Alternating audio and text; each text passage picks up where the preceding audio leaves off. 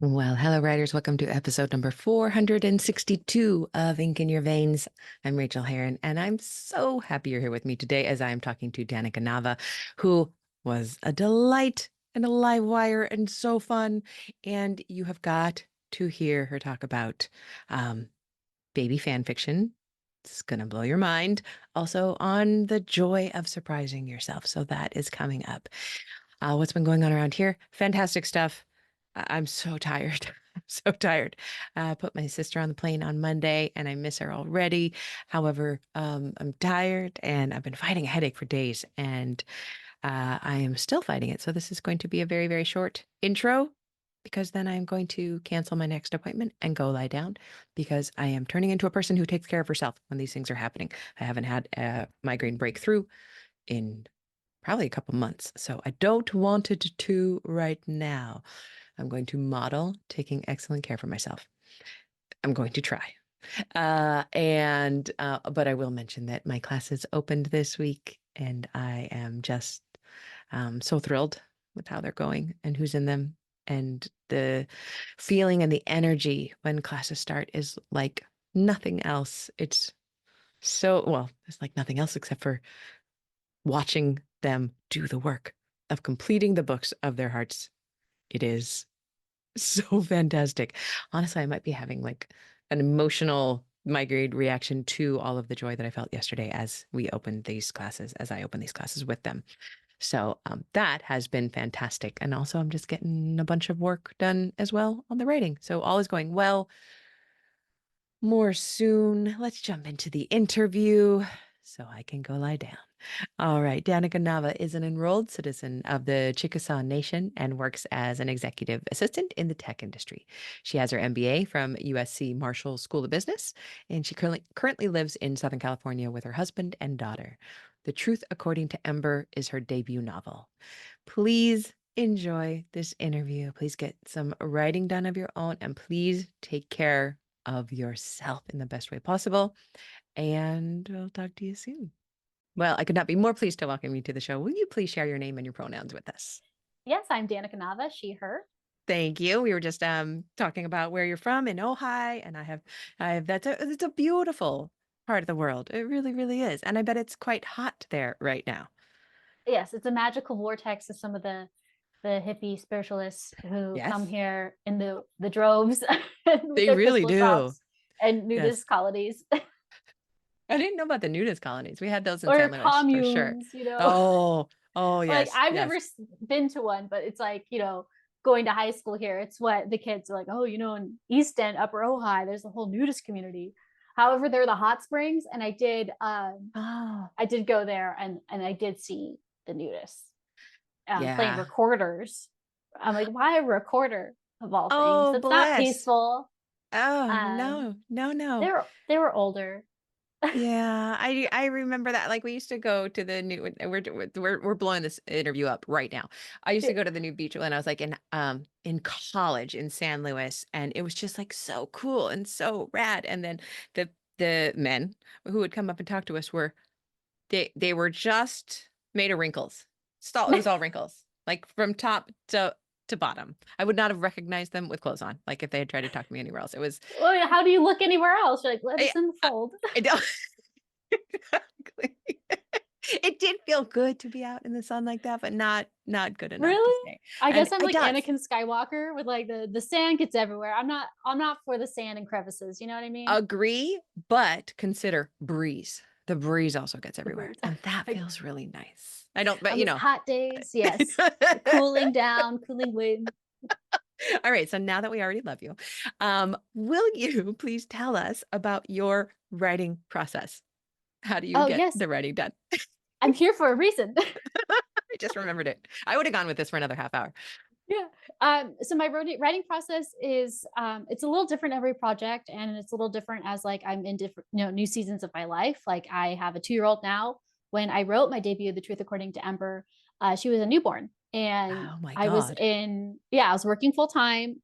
I had to go back to work when she was 8 weeks, and I was in night school for my MBA, and so I was just like in this exhausted haze. And so literally any moment I could steal, I did. It was early mornings, late at night. And, the muse, like her voice finally came to me. I kept working on the story and it just wasn't right. And it was after class one night and I needed to wash my hair because it had been a few days. And so I was in the shower and I washed my hair. I came out and I just had this feeling of like, if I don't write this story that I've had in me for so long, it'll never happen and my life will never change. And I'll be working in this corporate, working for these billionaires Mhm. and just not living my dream. And so I was exhausted, but I went back to my desk, even though all I wanted to do was sleep, opened my laptop off and like wrote the first chapter in its entirety in this 20-minute spurt. Like I Oh got my gosh. 2,500 words down, which is unusual. But the muse is a myth. Like, so the inspiration hit, but it's not always going to be there. So it's being consistent. I love doing writing sprints. I have a little timer. So I do 20 minutes on, 5 minutes off, 20 minutes on, 5 minutes off. That's But such a great way to go. Yeah. but with my second book, that's my first book under contract, under a deadline, and life happens, and I had to get the book out, and now my baby is now 2.5 now, and she's running around. She wants me. She pulls me away from the computer, saying, "Mommy, no work." So it's like protecting that time. And what really helped, and usually I write to silence, like I get so distracted. But for book two, because there's a lot of country music influence in there, it's a Western set in Oklahoma with horses. I was just listening to these two songs, like it depending on what the scene I was writing. So it was Neon Moon by Brooks and Dunn on repeat. And it was like as the romance was progressing. And then when in Rome's I Promise or The Promise, Oh song? yeah. Yeah. Yeah. So I was because it was like when the speed had to be quicker and like I was in the fun and games portion, if people are familiar with Save the Cat Beats. Um those scenes tend to go faster. So I was just listening to that on repeat and on Spotify, I think I listened to it like 800 times, just trying to And get this book out. in your And to Spotify the Wrapped, you are like the number one fan of those two songs. and my husband's like, he's like, how do you he's like, that song's not even that good. I was like, I don't know, it's just like it's like slow motion. I'm running to the racing to the finish line, and I don't know all the words. Like I listened to it so much, but it was Yeah. like I was blocking it out. It was blocking the world out, I think, because my toddler's so loud that I just needed that. But I don't know, I can't listen to it now. You'll It's probably never so be able to burned. listen to it again. But when you're like in a cafe someday, you will hear it and the entire book will flood back into you. I did that once with my Bloody Valentine song, which was like a really kind of like pounding and I cannot tell you how many times how do we do it? We listen to it so many times and it works. So It's just the magic, and I awesome. needed the magic of those two songs to propel me to get Have it you ever done. heard So have you heard the but Casey Musgraves version of Neon Moon? no, Oh, it's and I need good. to. I didn't know it even existed. It's good. Okay, after this, then I can listen to the song again. Exactly. That'll unburn it for you. What is the most exciting thing that you've ever realized about your writing process? About the process, I think that I surprise myself. Sometimes I go in, with a set vision for a scene, and I just let kind of give myself permission to explore what's going to happen. And a prime example is in my debut chapter 4. I knew I needed to put Ember back in the bowling alley where she works, and it's like her last shift before she gets her corporate job, and kind of the worlds collide. And um, it's just I had this old men bowling league of these old retired native men, and they were just like a cameo in chapter 1. And Oh, then it just made sense that they came back and they were like fully fledged characters, and they're part of her world and her like found family, and they're so funny. And then they each have their own voice, like they're all funny, but they're all funny in different ways, and they just like razz each other. And to this day, I don't know how that chapter came out of me, because it was like they just, from when I first drafted the book to uh, revising it to query to getting an agent, doing some revisions before going on submission, and then getting the editor and going through several rounds of editing and copy editing, that chapter hardly changed at all. wow. You were listening. You were listening to them. So it was just so that's what really surprised me. What's so funny about book 2 is chapter 4 it happened again. So I'm really curious about book 3, like what my chapter 4 is going to be, because that seems to be like the magic. And I know Taylor Swift, like her song 4s on her albums are always like a really big deal for her. And so Swifty over here, but And that well, like and you I'm have, like I'm lightly magical, and like 4 in tarot is like stability and like the 4 legs of a chair that you can sit on that you can really trust, right? So you you can know, I trust your think chapter 4.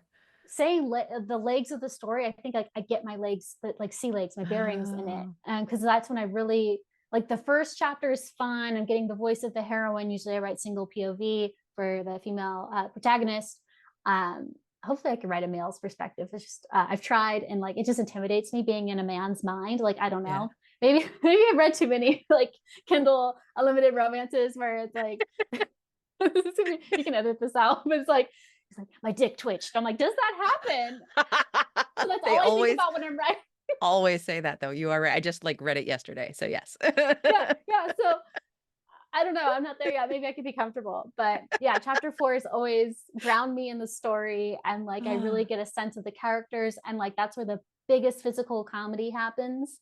So yeah, I'm really Which is excited to. perfect placement for that. How did it go, this book 2 experience? Because my book 2 experience was a nightmare, like writing to contract. That was it. How did it go for you? Well, I'll tell you, I hate the book. Happens. um, no, it was the hardest thing because I had to write a whole outline. And so I did write for the proposal. And so I had the idea when I was talking to editors. My book did, I was blessed that I went to auction. So I got to talk to different editors. And Yay. I had to have a second project to pitch so that I could get a 2 book deal. So my book 2 was always going to be book 2. I hope so that they liked it enough. And they did, because it's like a country western set on the Muskogee Reservation in Broken Arrow, and it's a pop star who has to go back home to her roots. She's in hiding, and she meets a ranch Ooh. hand, Lucas. And so I was always excited to write that story, but writing the contract, like there were things that I'm so much better like when I'm in the manuscript of figuring out the plot. And so having to do that in the midst of edits for book 1 to get book 2 like fully signed off so I can start writing it. And then it took several months to write. So I thought I was going to get 6 months to write the book, and I got 3, which turned into really 2 because of all the holidays, Oh. and work. My work schedule was intense. I was in New York for work and back. So And it's just like and a whole just like month. layered on top of that, you have never written a book 2 contract before. Yes. 2 proposal Yes. and 2 contract. This is the first time for all of this, and you are put under that, and that always happens. It always happens. And that soggy middle. And I was like, Yeah. is anyone going to read this? And so I'm like, okay, thank God for rom-com. How can I add some more levity and more beats to like get it more exciting, and then get back to the more somber moments, or not somber. So there's a lot of like Yeah. self-discovery in my books. So people who get to read Ember, I think they're going to really like reading about Avery in my book too, uh, because there's a lot of self-discovery. And um, Where the is Avery's chemist. story now? Have you finished rewrites, or are you still in rewrites? No, I don't even have the edit letter yet. Oh, So okay. Oh my gosh, I don't know. turn Book 2 hell. might not be book 2. All right, so I got a call from my editor. This should not scare you. This should make you feel that you can't do any worse than this. I got a call from my editor who said, who she called me. She called me at work, and I went outside and took the call. And people who listen to this show have heard this before, but she said, oh my gosh, your writing is so good, and your characters are so good, and your dialogue is so great, and you have no plot. There's no plot here. And I was like, oh no. And I said, can I fix it? And I expected her to say, oh, yeah, I've got some ideas. She said, I don't know. It'll be a lot of heavy lifting. And then I proceeded to take myself after I got her edit letter, I took myself to a hostel and Googled frantically how to write a book, how to revise a novel. And it actually turned into one of my very, very favorite books ever. And so you can't, you will only be above that. You will be Yeah, above I'm that. on an aggressive publishing schedule. Like it says to come out July 1st next year. So hopefully it's not like a whole full on rewrite, or if it is, like I get some time because Nah, I I'm think you would launching my know. debut. I think we knew that I just thought, me and my agent were like, well, I hope she buys it. And she did, but it worked. Listen, It my works. endings are rushed at like I was just, I got to 75,000 words per whatever contract to turn this in draft in, and then like And they're like, da whatever. da da da da, the end. Yeah, exactly. I'm like, they said this, they said that. Who's wearing what? I don't know. Here's a new character named Coco. She's a makeup artist, and all of a sudden Carrie Underwood makes a cameo because it makes sense, but she doesn't say anything because that's legally I can have her in there without saying anything. So But hopefully she'll hear about it and somebody will send I, her the book and then she'll want to make the movie, you yeah, know? your listeners gonna be like, Danica's just chaos. Yeah, don't listen to me. I don't know what the hell I'm doing. Two chaos Muppets on the show. I love it. All right. What part of writing do you struggle with the most besides book two? Oh my gosh. Well, I really do think it's the writing the synopsis and the outline is like the not fun bit, like give me a blurb pitch, like query pitch. I help people. I'll revise you know query letters to friends or people they refer me to, like not to charge, just because like I've gotten pretty good That's at it fun. now. It's like, isn't um it? It always feels like Jenga to me. Like move yes, this to yeah, there and that, da, da, da. Yeah. and it's always stakes, tension. I'm like, this is a beautiful sentence but it adds nothing. Cut it. See ya. Yes, it snips. Um, but like, and I plot like a skeleton outline with Save the Cat beats. So it's like Hmm. act one, here are all the beats. And then I number for the scenes, which are usually chapters. And then I'll do like a, indent again for another bullet. And that will be like maybe scenes within the chapter. So I Hmm. try to make it organized. And I followed it kind of for book two, but there are some characters that like never made it in the book. And there was like a big plot twist. And my editor, she was like, whoa, how are you going to pull that off? I was like, I probably won't. And I just cut it. I was gonna say we always lie to ourselves in those things because I sold this thriller that I just lied in the synopsis. I said I implied I could do this thing, and my editor bought it in all forms of the word. And then when I tried to write it, I couldn't do it. It's impossible. It was, but I had believed it. I had believed I'd be able to do it, and I couldn't. That Delulu So we bug just is yeah. there. So we And just it's change like, it. why They don't care. They work want a good smarter, not book. harder? They want a good book. That's all we got to give them. All right. What are you really good at writing wise? Oh, I love dialogue and jokes, like the banter. I have a screenwriting background and I took Ah. classes in undergrad and then at Second City when I lived in Chicago. So Oh, I love wow. that Yeah. formulaic, comedy, rapid fire jokes and then like circling back on the joke. Hmm. So that just comes naturally to me. And I read everything out loud and I read it to my Ooh. husband. Like, he has his hobbies like building keyboards and stuff. So like he's stuck doing his project. And what do? I start reading aloud to him. No, he says he loves it. And That's so I so tell him, is this cute.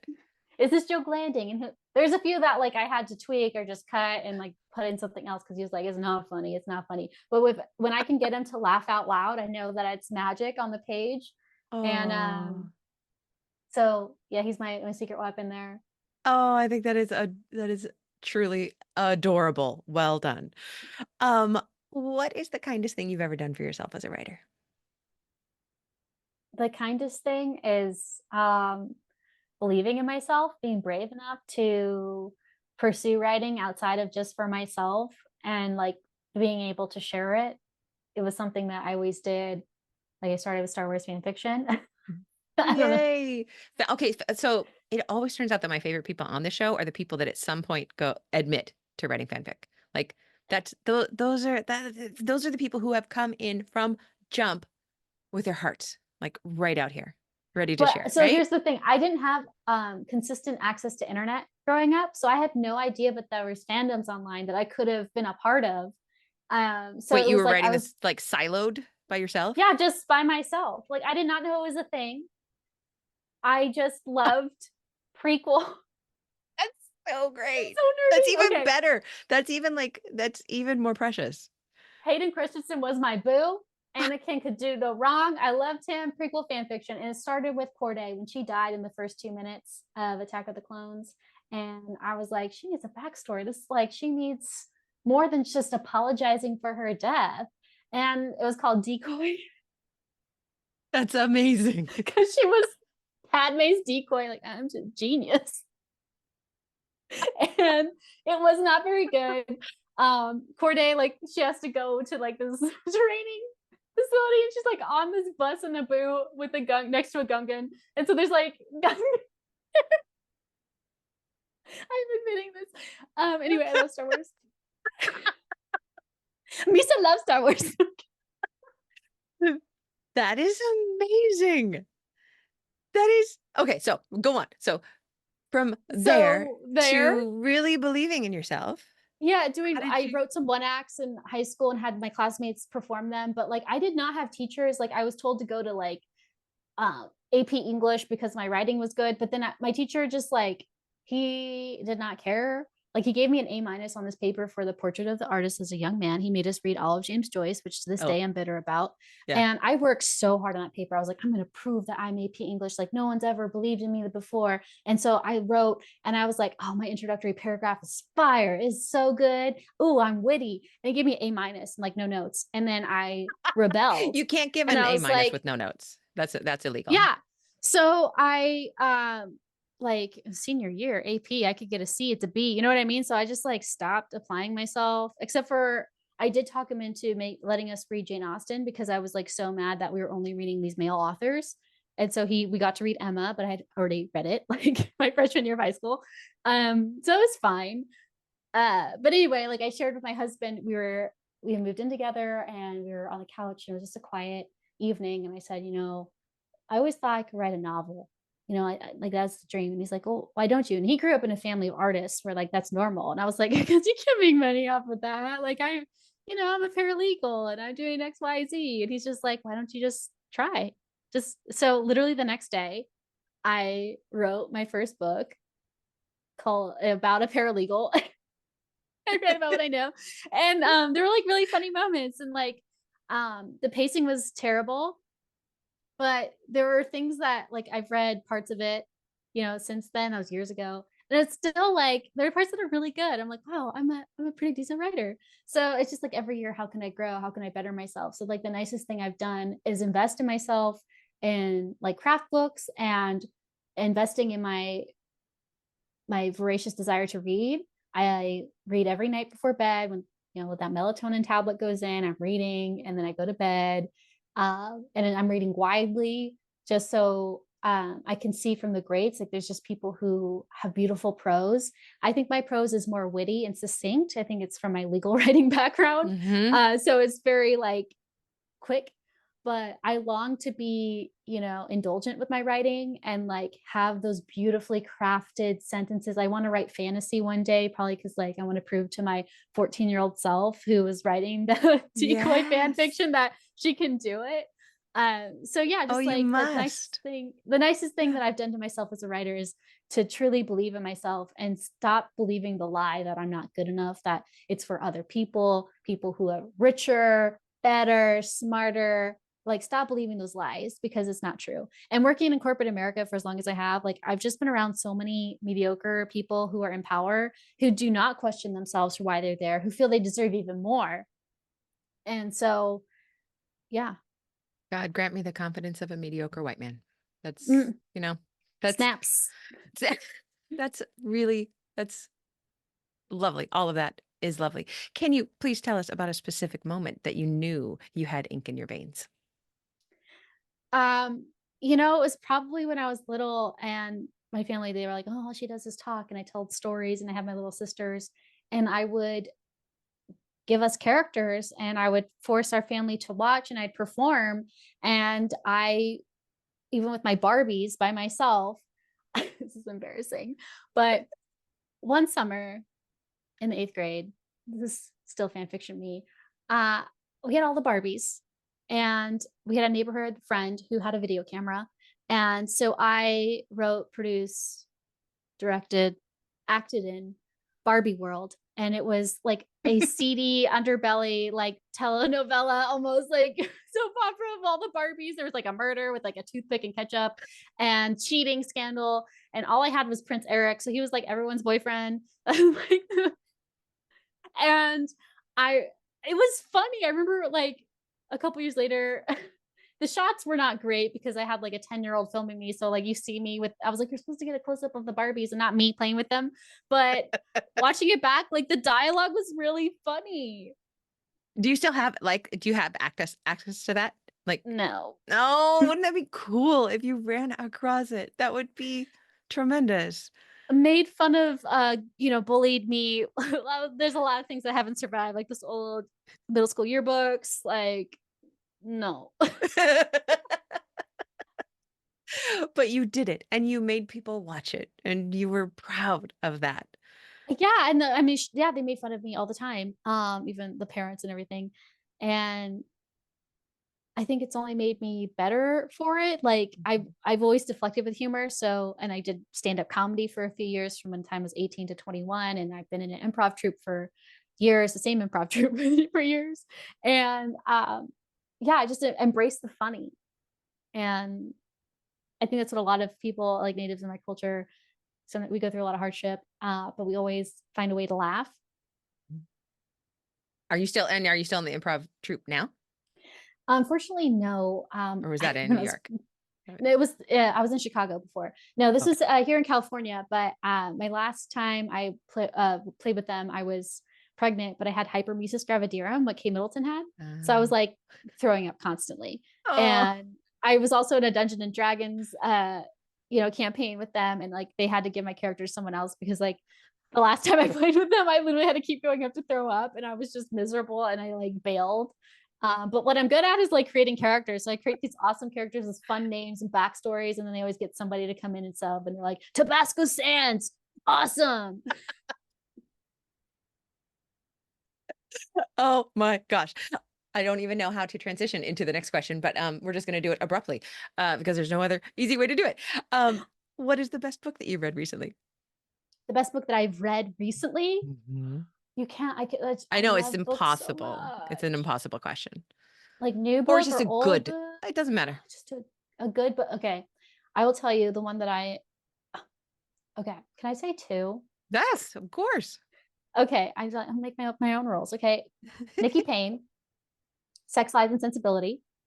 Oh, I haven't read I that have one. I've reread her Pride and Protest so many times. Sex, Lies, and Sensibility is so good. Love it. Awesome. Everyone should buy it. And then I love, if you like are romantasy readers, Assistant to the Villain. Reread that a couple times, What a and the great title. sequel comes out the same day my book comes out. And this girl's a TikTok viral sensation, #1 New York Times bestseller. And it's just so fun and silly, and it's just allows itself to be fun and silly. And I love that. It was I I love the premise. It was goofy. It wasn't quite what I expected. I don't know. I thought like when I heard villain, I didn't I saw the skits that she did on TikTok. So I thought it was like a Kim Possible kind of villain, you know what I mean? Where he's like yes. building laser beams, but it's like set in this fantasy land where it's like almost Renaissance era. And I was like, threw me for a loop, but I was there for it. And there's like this frog. So yeah, Hannah Nicole Mayer, she's awesome. I've tried to be her friend. I've been like, hey girl, our book is out the same time. Maybe you can give me this arc to the second. And she's like, who are you? I'm like, nobody, nobody. Until she reads your book and then she'll want to be your best friend. Okay, so I'm always off timing wise because these shows stack up. When does your book come out? August 6th So it's this not even year. out yet. Nope. It will be out by the time this show comes out, so it'll be safe. Everybody can run and buy The Truth According to Amber. But now I have a question for you. Like, how does it feel to still like the book is not out yet? How is it feeling? I love to talk to debut authors right before the book comes out, which is in like 4 weeks from the time we're talking now. Oh my God. I can't believe the 4 weeks are gonna fly because my job consumes my life. And then I'm doing like a bunch of promotion, and I'm just at the point where I'm like so over talking about it Hmm. because I feel like I've never been in this like so perceived in this way, and like so Googleable, and have this digital footprint now. Um, so it's bizarre, but the reception has been incredible. I think my business background, I saw there was a white space in the industry, right? I love being a reader. I'm an avid romance reader, rom-com specifically, and I always wanted to read about Native Americans, and I was like audacious. I said I'm just going to do it, and it's my way. And I've had to write letters to booksellers to like explain to them um, a little bit about the book. And so that's been nice, but I'm trying not to be heavy handed about it because I'm trying to make it a universal read for everybody. And I don't know, it's wild. I'm going to be in Oklahoma when it comes out, but I How will are be you going away to from my celebrate? family. Well, I'm going to be doing an event with Katie Robert, the Katie Robert. Wow. So that's Yes, good. huge. It's her event. I'm just tagged I on. was gonna say, is it Uh, her event or is she like introducing you and they manage that somewhere? Okay. well, it's So it's like both of it's a our event, but co-event. like Yeah. everyone's going for her. Like, let's be Which real. is couldn't be better for you. Couldn't Yeah, be better. and Because she's they're so just gonna fall in love awesome. with you. They will all buy the book, and now they're your biggest fans, and they met you on the day the book came out, and all of it. It's gonna be And perfect. the bookstore, it's in Norman, Oklahoma. It's owned by Heather Hall. It's called Green Feather Books, and she is Chickasaw as well. So supporting an Indigenous-owned bookstore. Katie Robert and I have the same agent, and Ah, it's nice. just so awesome. And they she goes by she they Yeah. but she's just like so awesome, and she's like shared and just on her grid, you know, like she's got so many followers. Like, I'm a nobody, okay, you guys were listening to me. I mean, never mind, I'm a star. I'm a star and you love me. I'm your favorite author's favorite author. But she's like on her grid. Like, I sent her a shirt that said hashtag native daddy because it's a joke in the book, and I tie-dyed it. And but I tie-dyed it with like I mixed purple and indigo. Actually, I had my husband do it. Even better. But he mixed the colors, but I like shook it on with a thing. And anyway, um, she wears it like regularly. She's like, check out this awesome shirt. And I'm like, Katie, Katie, you That's can't make me think I'm your friend.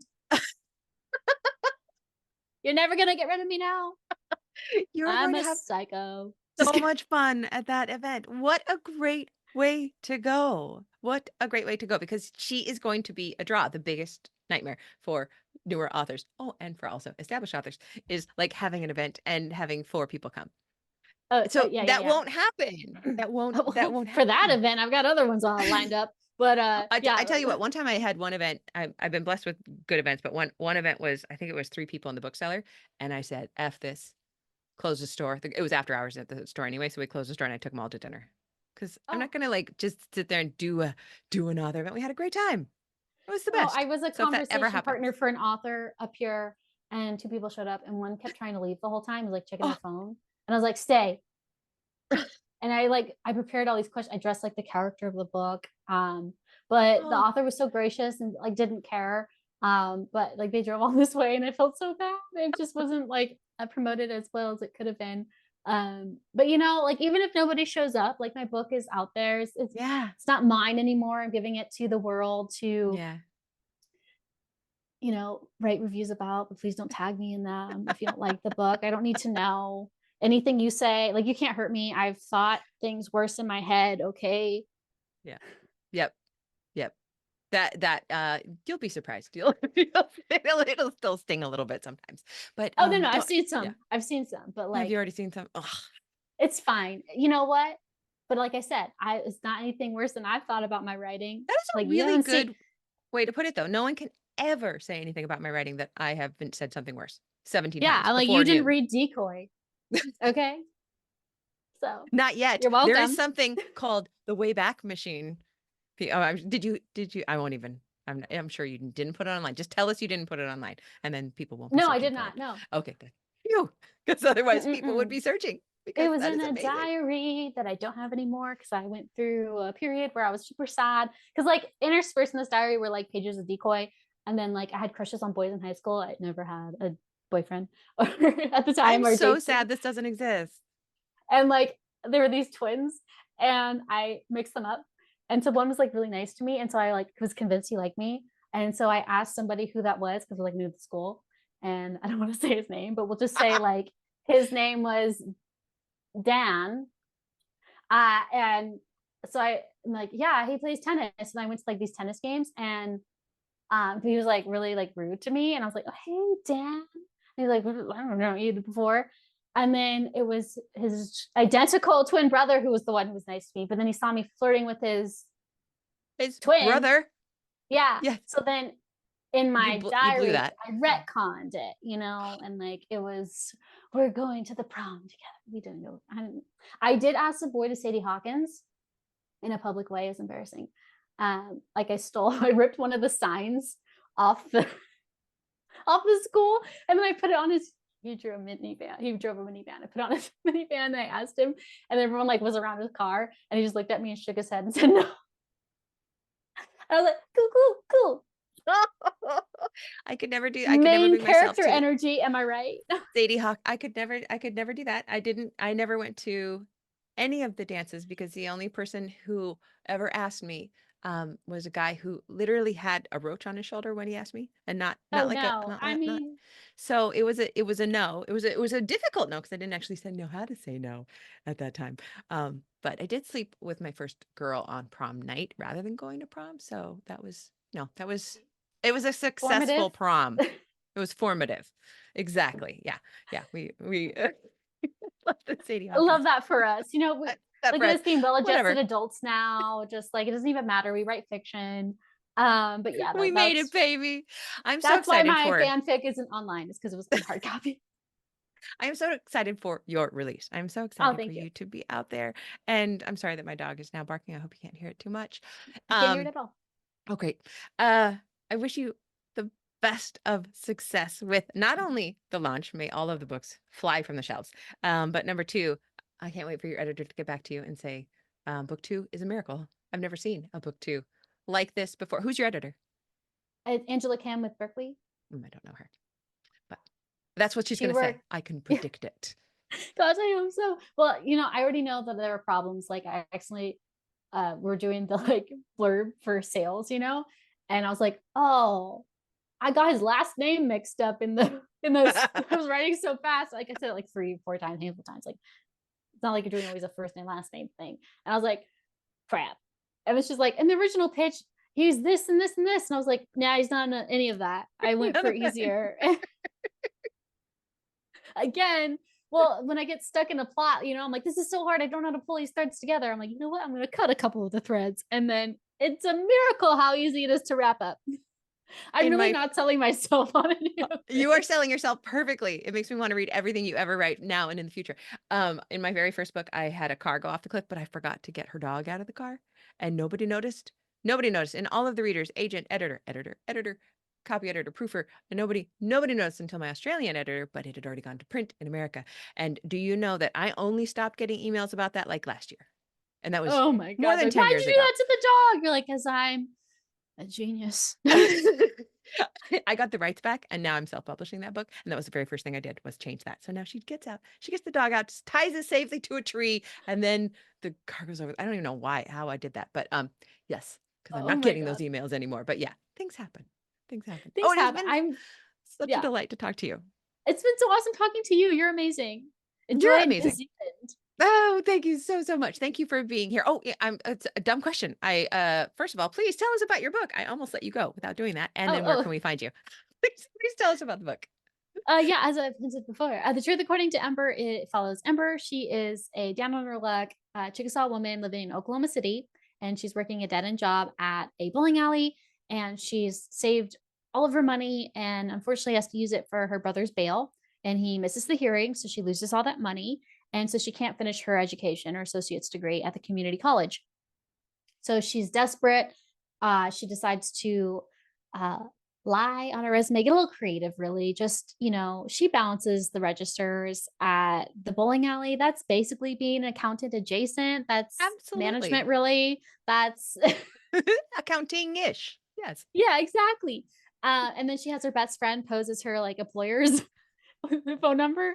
And then on the online applications in America, you have this like check one box, and it's Caucasian, African American, and then there's American Indian, Alaska Native. And so instead of checking the American Indian and Alaska Native, she checks Caucasian with this resume, and she gets interviews, and she lands her dream job at this tech startup in downtown OKC. And there she meets her dream man, who's Danoa, and he's Cherokee. He's the IT guy. And unfortunately, there's a no dating policy. So they have to keep it under wraps. So it's another lie she has to add on this ever growing list of lies to keep her job. And yeah, it's just like a funny mess rom com. You set yourself up for so many hijinks. Those are Mm-hmm. hijinks right there. I get only one bed in there. Okay. Thank you. Favorite trope. Favorite trope. Yes. And you got it in. Ugh, fantastic. Okay, that's called The Truth According to Ember. And where can we find you? You can find me on Instagram at Danica_Nava. and there's a TikTok, but I have to delete it for my own. I won't get anything done if I have it. I just I delete the app from my phone. The account's there, but I don't post on I it. delete the phone. My ADHD makes me delete the app from my phone all the time, and then I put it on anytime I have a migraine because I can look at screens and I watch it the whole. It's like soothing, but then I take it off again because I can't. Yeah, I'm like watching people homesteading or like cooking and all kinds of things. I'm Homesteading like, is a I good could do one. that. I I don't think I could do it, but it's so bet you could. cool that they I do think it. I think you could do anything. You have been Well, an absolute delight. Thank thank you you. so much. You have been a delight. And thank you, listeners, for Glad I listening to my remembered babble to nonsense. to do my job eventually. All right. Thank you.